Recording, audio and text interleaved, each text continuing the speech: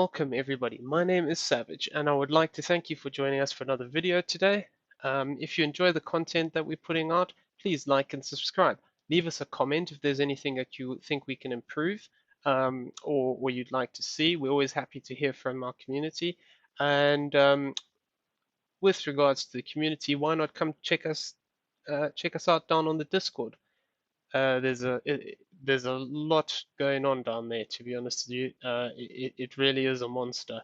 Um, some of the things are still in progress, but for the most part, we are completely up and running now. So yeah, we're going to be doing a whole bunch of things on there. We're going to have live charting for you guys daily. We're going to do bi-weekly AMAs and yeah, we're going to have Wave courses. There's a whole lot going on. I really encourage you to come down and have a look what we got going on. And yeah, once you land in the general chat, just mention any of the admin, and we'll be more than happy to answer any questions for you. Okay. With that said and done, let's get into this price analysis.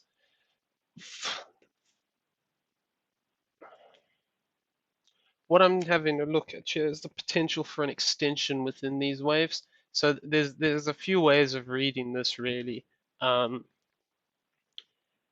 It could be that we have an extension within these waves like this and that we end up moving down towards this 90374 area and confirming it by crossing this impulsive trigger.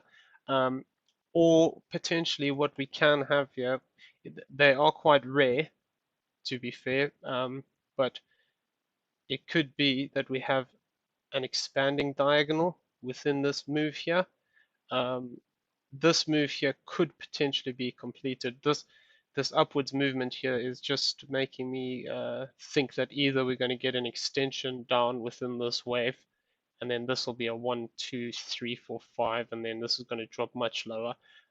Or what we might see is that this whole move here is a expanding diagonal like this. It meets all the criteria. It hasn't truncated on this fifth wave, and 3 is longer than 1 and 5 is longer than 3. So it meets all the criteria. So it's just something I'm keeping an eye on. If this is the case, what we could potentially see here is that maybe we have a bigger move up here, which takes out some of these high points here at 1680 and 1789. It's just something that gonna have to keep an eye on really until we cross these high points here. We can't rule out any sort of extensions within the waves, so it's just one of those things that we're going to have to keep an eye on.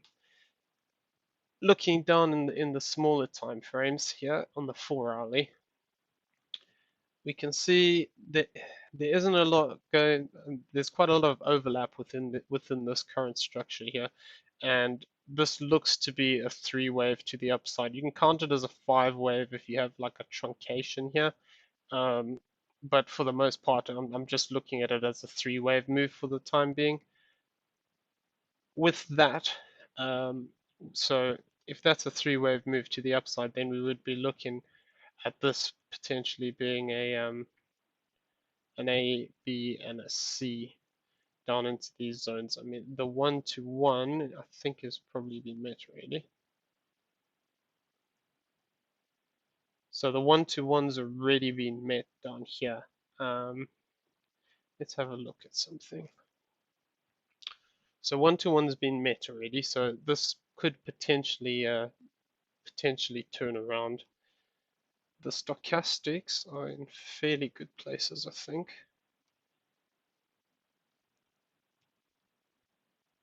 Yeah, the weekly's dropping off quite nicely as well.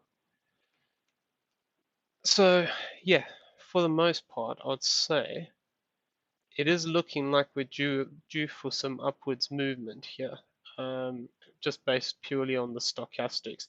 We've also reached this 1-to-1 mark here. So basically, yeah, that's my thoughts. Is we're going to be having this move up in this ABC, and then I mean that'll take that at a 1-to-1 takes us to 1400 level. which does line up with a little bit of resistance, yeah, support here. So for the most part, that's what I'm looking at. If this doesn't develop into, because what we could get here is we could get something like this where we form an A, we fall back down at B, and then we look to move up and do a C wave into these higher levels, maybe towards the 1600. Or like I said, even if we're having the expanding option, we might come and take out like this high point here at 1680, which would be interesting because it would then at least get rid of some of these options that we've got going on.